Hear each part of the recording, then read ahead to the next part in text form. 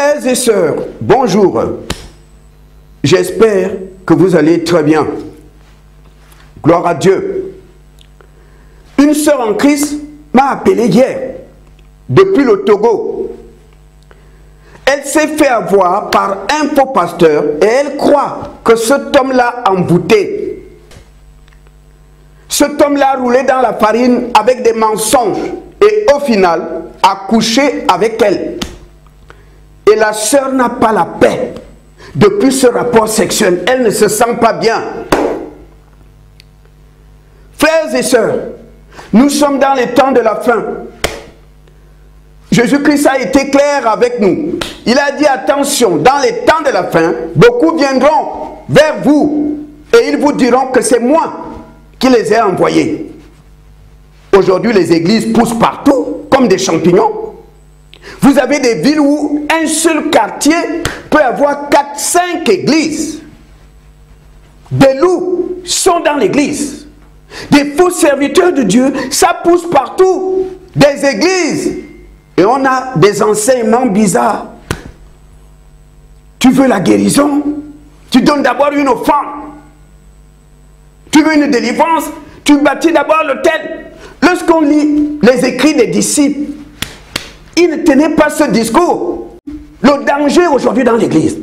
Les coureurs de jupons sont devenus des pasteurs. Des adultères sont devenus des pasteurs.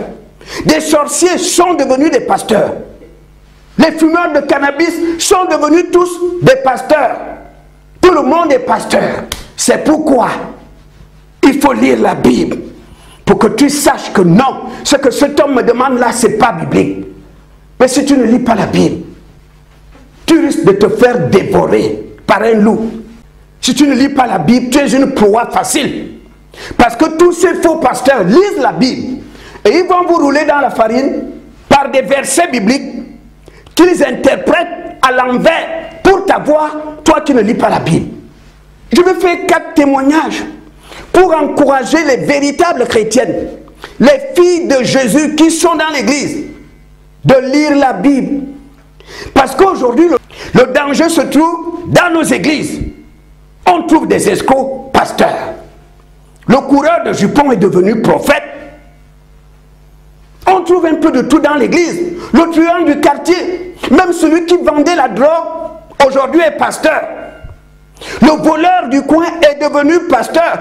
Le coureur de jupons, le marabout, le sorcier, tout le monde devient pasteur.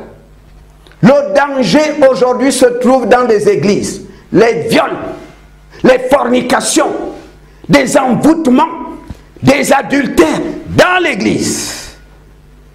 On appelle tout le monde papa. Oh papa, je veux un rendez-vous. Papa, est-ce que tu peux prier pour moi? Papa, papa. Tout le monde est devenu papa. Même des truands qui se déguisent en homme de Dieu, papa.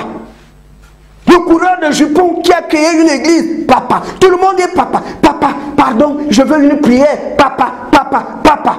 Tout le monde est papa. Le vrai serviteur de Dieu, papa. Le loup, papa. Tout le monde est papa. Tout le monde est papa. Frères et sœurs, réveillez-vous. Jésus a dit des loups seront dans l'église. On vit cela. Et Jésus a dit, vous les reconnaîtrez par leurs fruits. Aujourd'hui dans l'église, des viols, on en parle. Des adultères dans les églises. Des fornications. Des gens sont envoûtés. Des hommes de Dieu ont recours aux pratiques occultes pour mettre les gens en transe, pour faire tomber les gens. On a recours à la voyance. Pour venir faire la voyance dans l'église qu'on appelle consultation prophétique, alors que c'est de la voyance. Il y a un peu de tout aujourd'hui dans l'église. Et si tu ne pries pas, et si tu ne lis pas la Bible, tu risques d'être dévoré par un loup. Et il y a beaucoup de victimes.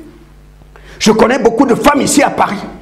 Elles ne mettent plus pied dans les églises parce qu'elles ne croient plus aux hommes de Dieu. Elles ont été victimes. C'est pourquoi je vais faire ici 4 témoignages. Pour que tu comprennes, ma soeur, que la majorité des victimes dans les églises, c'est les femmes. C'est les femmes. Satan sait que la femme est facile. Satan voyait Adam. Satan s'est dit non. L'homme, ça risque d'être un peu compliqué. Avec la femme, ça doit être facile. Depuis le jardin d'Éden, Satan a retenu que la femme est facile. Que la femme est facile, c'est pourquoi dans des assemblées, dans ces églises dirigées par des faux pasteurs, certains ont des grandes églises, des grandes assemblées. Certains, ils ont recours à l'envoûtement. Les gens sont envoûtés, ils remplissent leurs assemblées, mais ce sont des pasteurs.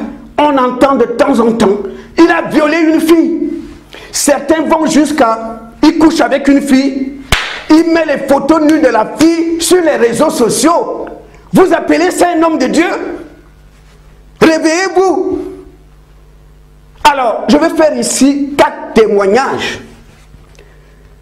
Peut-être, ma soeur, ça va te pousser à méditer la parole de Dieu. Parce que le danger aujourd'hui se trouve dans l'église. Par les gens qu'on appelle pasteurs, prophètes, docteurs, évangélistes, guides spirituels. Le diable est entré dans nos églises avec ses serviteurs que parfois vous appelez papa. Papa, je veux une prière. Papa, je veux la délivrance. Papa, je peux venir te voir. Papa, j'ai des problèmes. Papa, papa, papa. Même un agent du diable, on l'appelle papa. Il y a une femme blanche ici. Elle venait de perdre son mari. Elle n'était pas croyante. Mais dans l'entreprise où elle travaille, il y a une Ivoirienne, une fille de Jésus qui prêche l'évangile. Et cette femme lui a dit, ma copine, tu viens de perdre ton mari. Mais je connais un homme de Dieu qui peut prier pour toi parce que j'ai remarqué que depuis qu'il est mort, tu as maigri. Tu n'es plus la même personne. Je sens que tu souffres. Cette femme a accepté la prière. Elles sont venues à l'église. Et à la fin de la réunion, la sœur l'a présenté à leur pasteur, un Ivoirien aussi. Il dit qu'il est prophète.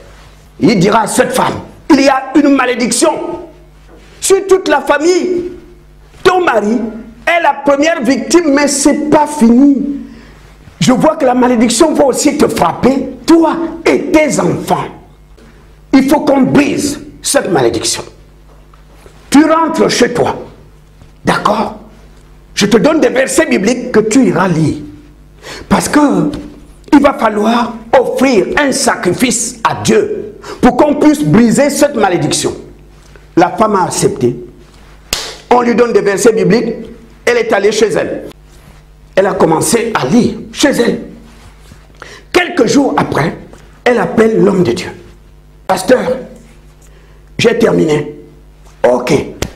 Il va falloir offrir un sacrifice à Dieu. D'accord? Après, on va prier. Et on va briser cette malédiction. Ne crains rien. Dieu est grand. Jésus va détruire cette malédiction. Tu ne seras pas frappé, ni toi, ni tes enfants. Tu dois faire un sacrifice. Un grand sacrifice. Parce qu'il y a toi et tes enfants. Pour qu'on puisse briser cette malédiction. Frères et sœurs, cet homme va demander à la femme une enveloppe de 3000 € pour que la malédiction soit brisée. 3000 €. La femme lui dit, mais pasteur, je ne comprends plus rien. Les passages que tu m'as donnés parlent de sacrifice d'animaux. Pourquoi tu me parles d'argent? Le pasteur lui dit, à leur époque, c'était des animaux. Aujourd'hui, c'est l'argent. Aujourd'hui, ce n'est plus les animaux. La femme lui dit, je suis désolé, monsieur. Dieu est le même. Dieu ne change pas. Les passages que tu m'as donnés parlaient de sacrifice d'animaux. Ne me parle pas d'argent. Pourquoi tu me parles d'argent? Et cette femme est restée ferme sur ce qu'elle a vu dans la Bible. Elle a vu que le sacrificateur sacrifiait des animaux. Alors qu'on lui parle de 3000 €, elle est restée ferme dans sa position. Le pasteur a compris que là, je n'aurai rien. Je ne peux pas rouler celle-là dans la farine. Et il a raccroché. Vous voyez l'importance de lire la Bible. Cette femme n'a pas cédé. Elle est restée ferme. Parce qu'elle avait lu dans la Bible. Parce que le faux pasteur est un menteur. Et s'il trouve que toi, ma soeur, tu ne connais pas la Bible, il ne te fera pas de cadeau. Je vous fais le deuxième témoignage. qui montre clairement que lorsqu'une femme ne connaît pas la Bible, elle est une proie facile pour les faux pasteurs. Ici en Italie, il y a une femme qui s'est mariée. Le mari veut un enfant. Lorsqu'elle a vu que des années passent, elle a vu quelques gynécologues, ça ne donne rien. Elle en parle à son pasteur. Papa, j'ai un problème. J'ai déjà vu les gynécologues, l'enfant ne vient pas. Je crois que c'est un problème de lien de sang. Ça doit être un problème de lien de sang. Le pasteur lui dit, ma fille, calme-toi. On va prendre une semaine de prière, nous deux, tous les soirs. Tu viens me trouver à l'église, on sera à deux, on va prier. Ils ont commencé lundi, prière. Mardi, mercredi, jeudi, vendredi.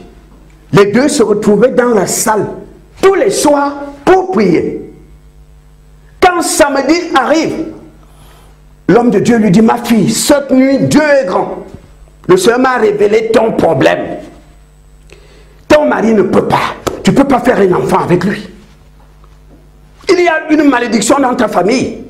Tu ne peux pas tomber enceinte. Dieu m'a tout dit. Dieu m'a montré ton problème. Pour que cette malédiction soit brisée, ma fille, il faut que tu acceptes ce que Dieu m'a dit que tu dois faire. Il faut quelqu'un qui a l'onction. Ton mari n'a pas l'onction. Il faut quelqu'un qui est rempli, qui a l'onction de Dieu, qui rentre en toi pour que cette malédiction soit brisée, la barrière. J'ai vu au-dessous de ton nombril une barrière que les sorciers de ta famille ont placée. C'est pourquoi tu ne peux pas tomber enceinte. C'est pas que j'ai envie de coucher avec toi. C'est pas ça. Mais moi je te dis ce que Dieu m'a montré. Tu es libre de faire comme tu veux. Mais Dieu m'a dit qu'il faut quelqu'un qui a l'onction. Je dois juste rentrer en toi. Tu te déshabilles, je rentre. Je vais briser la malédiction. Parce que j'ai l'onction que ton mari n'a pas. Une fois que je rentre en toi, la malédiction sera brisée. Là, ton mari peut faire un enfant avec toi. Ce pasteur a couché avec elle. Après le rapport, cet homme lui dit, le Saint-Esprit me dit qu'avant décembre, tu tomberas enceinte. Elle est partie. Elle croyait vraiment que tout ce qu'on lui a fait là venait de Dieu. Décembre arrive, 0. L'année suivante, 0. C'est alors qu'elle m'a appelé. M'a dit, mon frère, cet homme est un menteur. Il m'a roulé dans la farine. Il y a des dimanches où j'ai envie d'aller là-bas, aller faire du boucan dans son église et dire aux chrétiens, aux fidèles de l'assemblée que c'est un menteur et raconter tout. En même temps, j'ai peur. Parce que mon mari est tellement jaloux. S'il apprend ça, que j'ai été faire du bruit dans une église parce que cet homme avait couché avec moi, je suis sûr qu'il ne va pas supporter, il va demander le divorce. Regardez vous-même quand la femme ne connaît pas la Bible. Quand la femme ne connaît pas la Bible, elle est une proie facile pour les faux pasteurs. Là à Paris, une femme mariée, 3 enfants. Elle avait des problèmes, elle a fait des études. À chaque fois qu'elle dépose un dossier quelque part, elle n'est pas embauchée. Elle ne comprend rien, elle est en crise, elle prie. Elle vient voir le pasteur. Le pasteur lui dit, samedi prochain, tu viens me trouver à mon bureau. Quand samedi arrive, la femme entre dans le bureau du pasteur. Le pasteur commence à faire une prière. Et il va sortir une bassine remplie d'eau devant la femme. La femme est étonnée, une bassine avec de l'eau. Et il dit à la femme, tu sais très bien que Jésus a lavé les pieds des disciples, n'est-ce pas? Oui, papa. Le Saint-Esprit m'a dit que je dois te laver les pieds. Enlève les chaussures, je vais te laver les pieds. La femme accepte. Il commence à laver les pieds de la femme. Et puis, quelque temps après, il pointe le doigt sur le bassin de la femme. Oh là là, les gens sont méchants. Dieu me montre qu'il y a un démon au niveau de ton nombril. Le démon est dans ton bassin. Il faut que tu passes par une délivrance. La femme accepte. Elle croit à son pasteur. Elle croit que c'est Dieu qui parle au pasteur. Quelque temps après avoir lavé les pieds, allonge-toi sur le canapé. Ce monsieur a un canapé à son bureau. Méfiez-vous des hommes de Dieu qui ont des canapés dans leur bureau. C'est des éléments louches. La femme s'allonge sur le canapé. Il demande à la femme d'enlever tous les habits. Il va faire l'onction d'huile à cette femme du pied jusqu'à la tête. La femme résiste. Pasteur, tu connais mon mari, mais je ne peux pas me mettre nue devant toi. Pasteur, pourquoi vous faites ça? Vous les femmes. Quand tu vas voir le gynécologue, il te dit d'enlever les habits. Est-ce que tu résistes? Non, papa. Alors, un pasteur est comme un gynécologue. Enlève les habits. La femme enlève les habits. Frères et sœurs, elle va s'allonger. Monsieur va commencer à balader ses mains. Des pieds jusqu'à toutes les parties du corps. Monsieur met l'huile d'olive sur les deux doigts et les introduit dans l'appareil de la femme. La femme dit, papa, qu'est-ce que tu fais? Je dois aussi sanctifier là-bas. Je dois aussi sanctifier là-bas. Frères et sœurs, regardez comment les faux pasteurs jouent avec les femmes qui ne connaissent pas la Bible. Il y a une Angolaise ici à Paris. Elle a remarqué quelque chose. À chaque fois qu'elle sort avec un homme, ça ne dure jamais longtemps. Elle ne comprend pas. Je fais tout pour que ça marche. Pourquoi les hommes m'abandonnent toujours? Et elle est allée voir leur pasteur. Le pasteur lui dit, je vais prier pour toi. Un Congolais de la RDC. Et un jour, le pasteur lui dit, Dieu m'a montré quel est ton problème. Si on ne brise pas ça, si tu n'es pas délivré, tu n'auras jamais de mari. Tu as remarqué toi-même que les gens viennent, ils prennent leurs pieds et puis ils disparaissent. Oui, papa, Dieu m'a montré le problème. Donne-moi ton téléphone. Tu habites où? Et tous les soirs, le Congolais là, allait là-bas. La sœur fait à manger, donne à boire. Et au troisième jour, cet homme lui dit, le Seigneur m'a parlé hier quand je priais pour toi. Tu as besoin d'une délivrance. Et comme cette malédiction qui est en toi, écoute-moi bien, tu l'avais eue parce que tu avais couché avec une mauvaise personne. C'est cet homme qui avait déposé ça en toi. C'était par un rapport sexuel. Et Dieu m'a dit que pour pouvoir briser ça, il faut aussi un rapport sexuel. Puisque ça a été déposé par un rapport sexuel, c'est par un rapport sexuel aussi que tu auras la délivrance. Frères et sœurs, des loups sont dans nos assemblées. Les loups sont dans nos assemblées. Cette femme a essayé de résister. Il dit, tant pis pour toi. Tu avais couché avec une mauvaise personne. Comme ça a été déposé par un rapport sexuel, c'est par un rapport sexuel aussi qu'on va briser ça. La femme a donné. Cet homme faisait ça devant, derrière, devant, derrière. Lorsqu'elle va m'appeler, ils étaient au 5e jour d'un rapport sexuel. Cette femme m'appelle, me raconte ça. Elle me dit, pasteur, il faut combien de rapports pour qu'une personne soit délivrée? Parce que là, on est au 5e rapport. Je l'ai presque engueulé. Je lui ai dit, ma soeur, tu dis que tu as fait l'université de Créteil. Tu sais lire la Bible. Mais papa, moi je suis une ancienne catholique. Moi je ne lis pas la Bible. C'est comme ça qu'elle s'est fait avoir. Vous voyez vous-même, lorsqu'on ne lit pas la Bible, les conséquences. Il y a une femme ici. Elle était malade. Il lui arrive parfois d'avoir des crises d'épilepsie. Elle a vu son pasteur. Le pasteur lui dit, Jésus guérit, ne crains rien. Tu viens me trouver ce week-end à mon bureau. Nous allons prier. Jésus va te délivrer. Quand cette femme arrive, le pasteur était là. Ma fille, bonjour, ça va? Oui, papa. Tu as ta Bible avec toi? Oui, papa. Vas-y, assieds-toi. Tu vas ouvrir ta Bible. D'accord? Dans 2 Rois, chapitre 4, tu vas lire à partir du verset 30 au verset 37. Tu vas lire. La femme a commencé à lire. Dans ce passage, frères et sœurs, on nous parle d'une tsunamite qui avait perdu son enfant. L'enfant était mort. La tsunamite pleurait son enfant. C'est alors que lorsque le prophète Élisée arrive chez cette femme, Il a trouvé la femme au salon. Il a demandé à la Sunamite où se trouve le corps de l'enfant. L'enfant mort. La maman a dit, dans cette chambre. L'homme de Dieu est entré dans la chambre. Il ferme la porte. La Bible dit, il s'est mis à genoux pour consulter Dieu. Parce qu'il voulait être conduit par le Seigneur. Lorsqu'il termine de faire cette prière, il s'est allongé sur le corps de l'enfant. Le corps du cadavre. La Bible dit, ses yeux sur les yeux de l'enfant. Sa bouche sur la bouche de l'enfant. Il était allongé sur l'enfant. Et quelque temps après, Dieu a opéré le miracle. L'enfant est revenu à la vie. Quand cette femme a terminé de lire, il pointe le doigt sur la femme. Élisée, n'est-ce pas? C'est un serviteur de Dieu, non? Oui, papa. Moi aussi, je suis serviteur de Dieu. N'est-ce pas? Il était sur le corps de l'enfant. Oui, papa. C'est ce que Dieu m'a dit la nuit. Il faut que tu acceptes ça.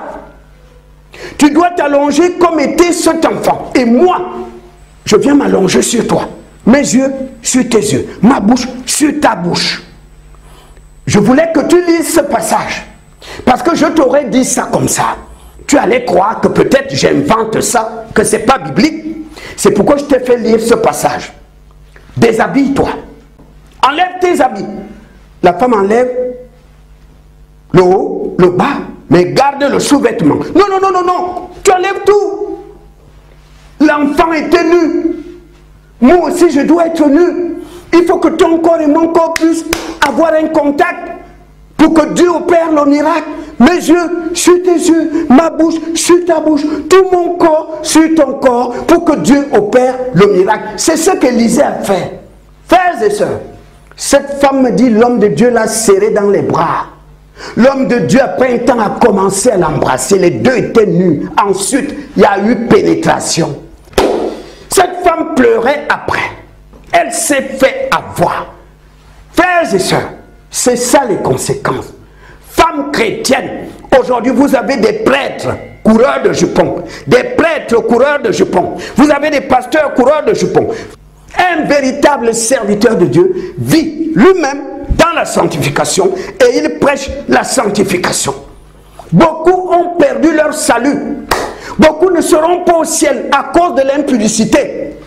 La Bible dit les débauchés ne seront pas sauvés. Les adultères, les impudiques ne seront pas sauvés.